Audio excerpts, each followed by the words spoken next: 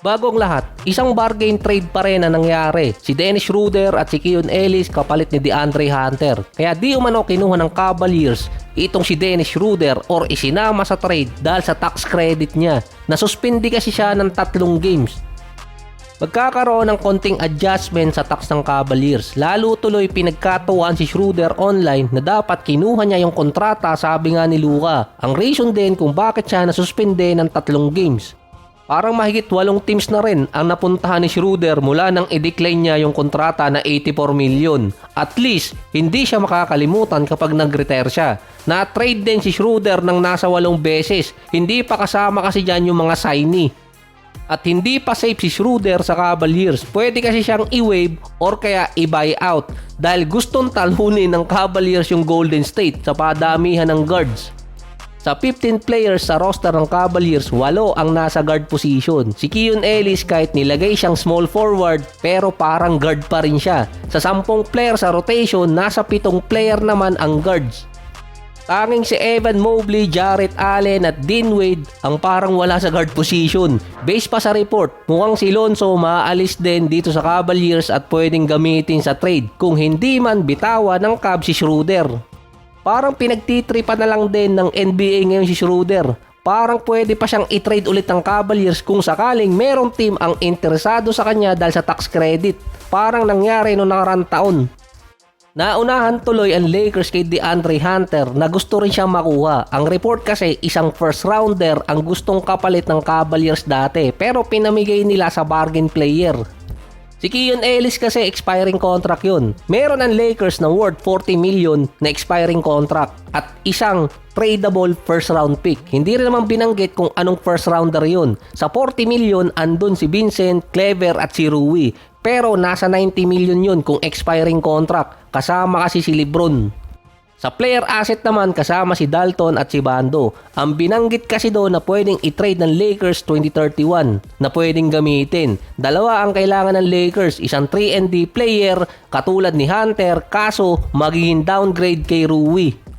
Kung hindi sila makakakuha ng another center, ang pinaghahandaan pa rin ni Rob Pelinka yung 2026 offseason kung saan pwede silang makabuo ng formidable lineup.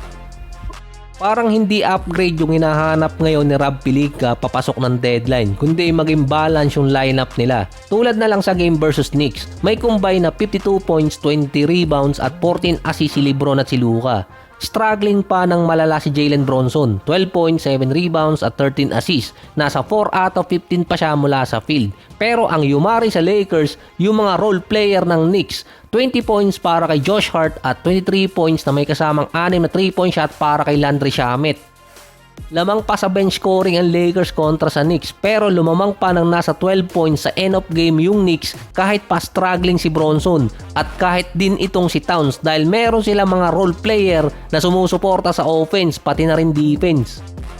Lamang pa sa bench scoring ang Lakers kontra sa Knicks pero lumamang pa ng nasa 12 points sa end of game yung Knicks kahit pa struggling si Bronson at kahit din itong si Towns dahil meron sila mga role player na sumusuporta sa offense pati na rin defense. Si Coach Erik Spoelstra naman na inis na ulit sa kanilang batang sentro parang buong season eh. Sinabi niyang parang every post-game interview na lang tungkol na lang lagi kay Kelelwer. Hindi naman daw niya pinag-iinitan itong si Kelelwer pero sa 3 sunod na labang kasi ng Miami at Bulls, prior kasi dun sa pangatlo na split nila ng 1-1. Gumagamit na ng forward yung Bulls pero yung sentro nila hindi ma-take advantage. Ibinangko na rin kasi ni Coach Erik Spoelstra si Kelelwer. Sa 3 games kasing nakaraan prior dun sa pangatlo ng Bulls, isang beses lang siyang umabot ng mahigit 10 minutes. Tinanggi na kasi ni Kelelwer na nadidistract siya sa mga trade rumors. Pero dati sinabi ni Pat Riley hindi siya iti-trade. Sa ngayon kasi ang player na gusto siyang gamiting pang trade para kay Giannis.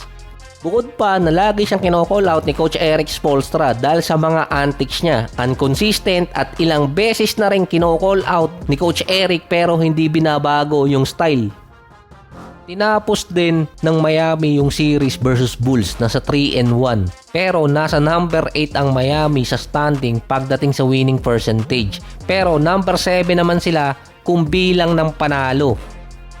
Kaya si Bam Adebayo kino-call out na rin yung kanyang mga ka-teammate dahil napapako sila either number 7 or number 8 sa standing. Si Kilelwer naman merong 17 points at 6 rebounds sa huling game nila versus sa Bulls. Parang kada i-call out ni Coach Eric gumaganda yung laro. Kaya nga sabi ni Coach Eric parang kailangan niyang i-call out itong si Kilelwer kada post-game interview.